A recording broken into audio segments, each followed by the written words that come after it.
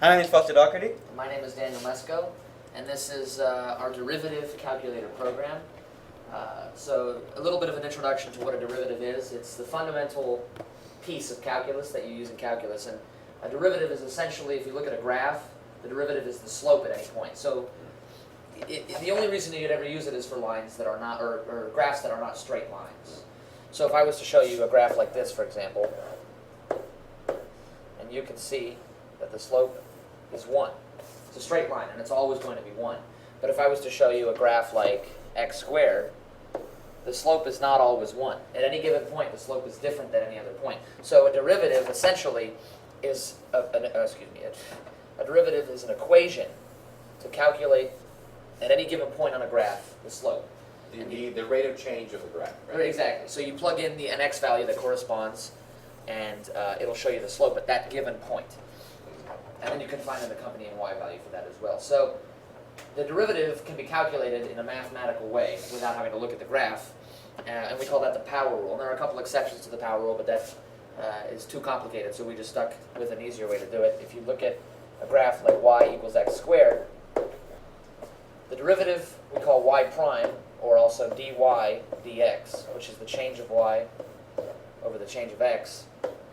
These are just two ways of writing the same thing here. This would be 2x. So there's a formula for calculating y prime in any instance, and that's, I think if y you call nx, let's say to the t power, then y prime is t times n times x to the t minus 1. Yep. So basically you multiply the coefficient by the power, and then you reduce the power by 1. So if you look at this instance, x squared, there's no coefficient, it's 1. You put the 2 in front, and you reduce the power of the x by 1. So you get 2x. So another example, if I had an equation like y equals 3x to the 5th, y prime of this would be 15x squared. X to the fourth. I'm sorry, x to the 4th. You're right. X to the 4th. Good. I'm glad everybody's learning here. Okay, 15x to the 4th. And if you plug in any x value in that, you can find the slope at that point. So we call it the instantaneous slope, because normally you'd find an average slope between 2 points, and then you subtract y2 minus y1, and so forth. That's an average slope. It's not an accurate slope at any given point. So if you plug in an x value, you will get the slope. So this nx to the t power is the basis for the derivative calculator program we just made that uses recursion. So you can find what we call the first derivative, which is y prime, the second derivative, the third. Oh, no, I'm sorry. The third is what? Oh, yeah, it's 3. Yeah, it's 3. And then we the get fourth 4 is is the number 4. the number 4. In parentheses. And the fifth derivative, yeah. So it's not to a power. So this calculator will find all 5 of these for you. And why would you want to, I can understand why one would want to get the first derivative, but what is the idea behind the second, third, and fourth derivative? Well, you can essentially, there's a few things. In real life examples with if you're looking at the position of an object moving, and you're like let's say the car starts at 0, yeah, exactly, and it does this kind of a movement, you can calculate the velocity with the first derivative and the acceleration with the second derivative. But not only that, you can graph a function without actually knowing anything about it but this, because if you take derivatives of it, you can test where it has a turning point, meaning, okay, the slope's positive here, and then the slope changes here. Right. Or with the second derivative, you can know that, okay, it has a concave shape here, then it switches to a different, so a concave down or concave up. Right. So you know these points where it switches from negative to positive, where it hits 0 or it hits undefined if it happens there, that is a turning point. So you can write down in your head, okay, x equals 2 is a turning point where the slope changed from negative to positive. So if it changes from negative to positive, it must be a minimum, going from negative to positive. So you can graph it essentially without actually looking at a graph or without plugging in points in a calculator, just by knowing the derivative. Now what happens to your program? I'm referring to, I haven't seen your code yet, but what do you imagine might happen if the function is not continuous? Like, for example, functions that have asymptotes, where a function will approach a particular line but never intersect it. What happens if you try to get the derivative at such a point? Well, would the program part crash? of the definition of in relation to our program actually, we made sure to make it quite simplistic. That way we don't have to get too deep into like different calculus principles because then There are we- exceptions, yeah, like if you there- have there's a- terms multiplying by each other, you have different ways or, of doing or it. dividing. Or dividing, you've got complex So- things to do. So this is really just like It's for polynomials. Yeah. Yeah, Well, if you have polynomial, composite that's, functions, for that's example, simple. it gets endlessly, complex, so. Yeah, and then but to answer your question, just continuity. You can never actually take a derivative of a point when it's discontinuous because the definition of derivative always has to imply continuity. So if you don't have continuity, you can't take a derivative. I mean. The points will So be. differentiability implies continuity. It applies continuity, yeah, Yes. but not the other way around. Right. Yeah. Okay, so here, I'll erase this and then. Yeah, then we'll get into the show code you here. some of the code. Yeah, we've got two classes. One is, well, the main one is derivative, and then it calls upon term later on, which Foster will explain to you. Yep. You want to run it? You want to run it first, maybe? Yeah, let's run it to give them a quick demo here. We did all of this through G-option panes because we found that doing like a J-frame or J-panel and all that stuff was just a bit too much for Just entering the in a couple simplistic stuff that we're going to be doing So here. we're right. A derivative is an equation to find the slope of a polynomial. I gave you a little more in depth of a Yeah. Yeah, explanation. an explanation Yeah, that's to- good. just in case the user wants to know more about it. And then we have it for 5 terms or less. All right, so let's do x cubed plus 7x plus 1. Okay. And then You have it. I was thinking, and then this is our best way of having people not wanna putting enter it letter or into something. the, okay, now, so what was the question you wanted to do? X cubed plus 7x plus 1. So that's 3 terms. So now here's where we have the explanation here. So it says if there's less than 5 terms, just type 0. Yeah, it's going to go to the. You have 5 options, so if you have 3, you skip the first 2 and you type it in the last 3. All right, so the first term would be the fifth degree term, right?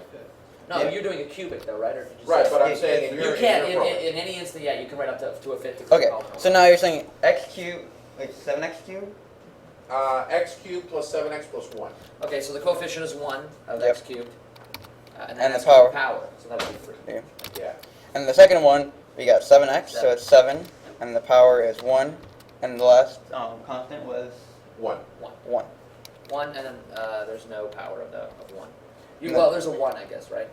Or 0, right? Or 1, sorry. Yeah. It's 0. 1 is 1 x to the 0. Yeah, so 0 would Yeah. be the power of term 5. Has to be 1 though. You get Yeah, the this is one of the issues that Oh, because I didn't yeah, correct. that's right. Okay. I can correct you right after it. But basically, since it displays the entire derivative and we're doing multiple derivatives, this just takes a quick second to look at.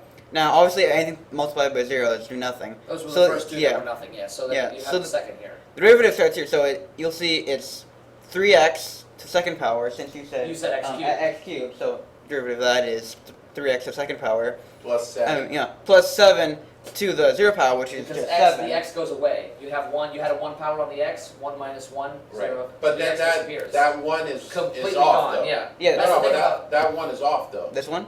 That last one, it shouldn't be 1 Yeah, there. yeah. No, well, it says This 1x. is wrong. Oh, that is because wrong. that's what I was just saying that I need to quick change the number from 1 to 0 and Okay, do Alt, while. Alt P, Foster? Alt P? Alt. Okay. Okay, so back to our demo of the derivative program right here.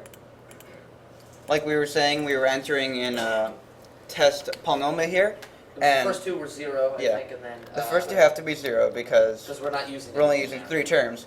1. Now, X cubed? Yeah, x so 1. cubed. So Yeah. 1, so it'll be 1 3, to the third power, and then 7, 7 to the first power, and what was your One. constant? The 1 constant was 1 to the 0. to the 0 power. And so, here's your first derivative.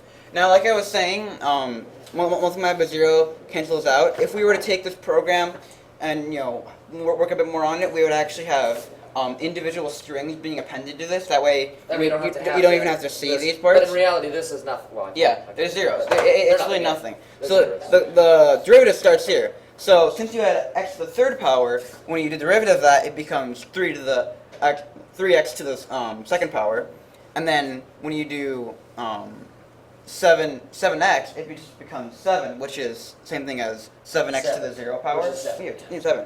And then whenever you have a constant, it becomes 0 because you're reducing Sure, it yeah. to nothing. So eventually, derivatives, you'll reach a point making derivatives for a function that it will become 0.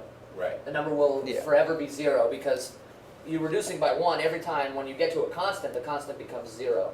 Right. So if you have x cubed plus 7x, Plus one. or it's plus 1, the 1 drops off. Right. So Yeah. this only has 3 terms, so I'm assuming, what, by the 4th derivative we'll see nothing, by 0, and by Yeah. the 3rd we'll have a constant. Yeah, what Yeah. you're saying This is, is like a- Eventually, any function of the form x cubed plus 7x plus c, where c is a real number, will have the same first derivative. Yes. yeah, and then by the 3rd derivative, it'll be a constant, and by the 4th, it'll be still be Be 0. zero. So any polynomial of any sort, unless there's a little trick which we're not really using, but for logarithms, Oh yeah. logarithms they kind of go back. So sine becomes cosine, cosine becomes negative sine. So Right. those will never reach 0. Right. But something like this with just a regular Well, polynomial. those aren't trigonometric functions. What did I say? Logarithms. I'm sorry, not logs. Trig. Trig. But logs can get weird too. Logs, yeah, everything gets weird. But with polynomials, you'll eventually reach 0. Well, Okay. like, for example, the derivative of e to the x is e to the x. Yeah. Exactly. So, That's The you'll first, second, you third, can never fourth, get out of You'll that. never get out of that. Yeah. This is the second. This is the third. This is the third derivative. So You can you see just have the constant stuff's dropping 6. out. So now we have now it's just 6. It's just the constant it's just 6. 6, and then we take the derivative of that. It becomes 0. Right, And this, now this is all 0. yeah, by this everything's 0. So now, if you want to look back at the code here, we can give a quick demo. It's actually quite simplistic. It's just, there's a lot of typing to go on in it. Simple imports. We have JFrame. That way we can use it in the JFrame tab where we can have, our super and our Default init. close operation. And then also this good stuff, our new class and default closure operation, like Daniel just said. And then, we have variables. There's actually not that many variables to do this. We have, in order to parse all of our input, we have both a string and a double to hold these. Which also, I didn't even get a chance to show you guys. You can use decimals for this. We have doubles. So if you want to do like x to 0.5, you could also take derivatives in that. Then you get x to the yeah. negative 0, which would be technically on the bottom, which would just be a square root on the bottom. So if you were to look Yeah. at a fraction, it would go to the bottom. So, it would work with doubles too. Yeah, and now, and then we have terms. Now, terms is what really makes this program pretty special because this is actually our own object that we created, and we'll show you the class in a sec here. But basically, we have the derivative recursion for our title in the program, and then it runs the init, which is our code right here. So this is what Daniel was talking about, giving a little explanation in the beginning. That way, Ask yeah. for the 3 things that yeah, the user can understand the code a bit more. And then we get right into it here. So, do you want to give them a quick Sure. demo Yeah, you of can the first see, one? we wrote term 1, term 2, term 3 in the comments to kind of clean everything up. So just as the comment says, it gets the coefficient and the power from the user for each term. So coef string is the string the user inputs for the coefficient. Same with, then it parses it. And then here it says if it's not equal to 0. If it's not equal to 0, it starts taking a derivative. But we know that if we wrote 0 for the first one, it skips on to the next one. So here, power string, it asks you to enter the power. Now, if you enter 0 for the coefficient, it knows you're not entering a power for it either. So it skips that redundant step and moves on. But otherwise, it asks you for the power, and then it parses it here. Otherwise, the power becomes 0, and it moves on to the rest of the code. And then here, term T1 is a new term, which is our other class, with 2 variables, the coefficient and the power. And it takes that and it'll send that over to our term class, which we'll show you, which uses those 2 to find the derivative. Yeah. And really, it's the same thing for all 5 of the terms. Yeah, the only it repeats different, that. yeah. Except Oh, for the 5th. Do you want to erase that? Oh, my bad. We got some lines coming around. But for the 5th, it changes, since Yeah. the 5th is the last one. Now, to make sure that that the user doesn't end up doing a polynomial that has no terms at all, which would be kind of stupid, is that we have these do while loops to have an error catch. So, if you end up wanting to have like no terms, and you put 0 for the last one too, not only does the instructions tell you, that it says for the 4th one, if you only have one term, type 0 here. But we also have do while loops, which make sure to keep running the code over and over if the user enters 0. It's not a, yeah, exactly. Yeah, and same for both coef and power, because we can't use the same method here for the other 4 terms because we don't want it to make the power 0 For everything. It would be for everything. function. Now, the mistake that we had to correct a bit earlier was the fact that Just a minute we ago, can let the power equal 0 because then it'd be a constant, but it can't be the other ones where we want to automatically set up to that because we wanted to have the user set the power themselves.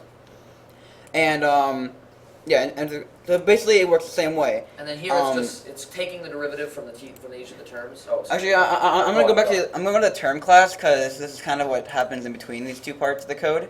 Yeah, go. Open editor. Yeah, here we go. So this is actually quite an easy class to understand. You know, like Daniel said, it's just taking the double C and double P, which are going to be our coefficient and power, which we declared here. And then what we do is that we have two methods, which are getCoef and getPow. These are going to be helpful when displaying the entire polynomial back to the user. But then the real math and calculus stuff going on is with these five methods here that Daniel can explain right now. Okay, so the first one is get derivative is the first derivative. It takes the term, or it takes the coef, multiplies it by the power, that's the power minus 1, and then it returns it to the user. So that's just this first derivative. The second derivative does that, and then takes that information, adjusts it for a first derivative, and puts it back in to the first derivative, and then makes a second derivative. So it's recursively doing it a second time, because it's the same process to find any of the third, fourth, fifth derivatives. You do the power minus 1 and multiply by the coefficient. But this time, it's going to do it twice because it's the second derivative.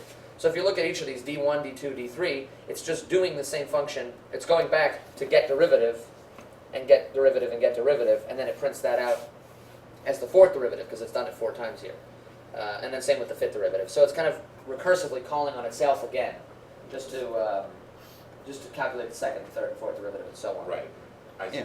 And then when take a look back at the derivative here, after we've done that, which actually is happening each time before we display it in the code, we're just running these methods on each one of the terms. So it'll be, getting derivative, it'll take the coefficient of power, do the good old power rule, and it'll send it back, and then we'll display it. And here it now, prints it out. Yeah. Now this is where I was saying the getCoef and getPow comes into play, because we can't say, show me the derivative, because it's going to say, well, what do you mean? I can't show you this object. I have to show you the data that it holds. So, obviously each one holds those two doubles, so we're just basically saying, okay, show me the coefficient and show me the power. And I use this little lingo here, obviously f prime x, which Daniel was showing earlier, and then x to the power of, because, for strings, you can't necessarily do this. Yeah, Append the letter superscript. X. You can't Yeah. go You superscript. can't do It would imply using like a more advanced data type. And then we have the plus. And I wrote it in this style, and not in one line. That way, like for right now when I'm explaining it, anyone else looking at It's the easier code, to do. it's a lot easier to understand. Because if I put it all in one row, it'd be like, okay, what's happening Yeah, here? right. Exactly. Yeah, and then it's literally just the same thing happening for every one of the For each derivatives. derivative. It changed second and changing the little symbol, but other than that, that's all it's doing. And we just And then here run there's it, the default in the main close. method. All right, gentlemen, very good. Perfect timing.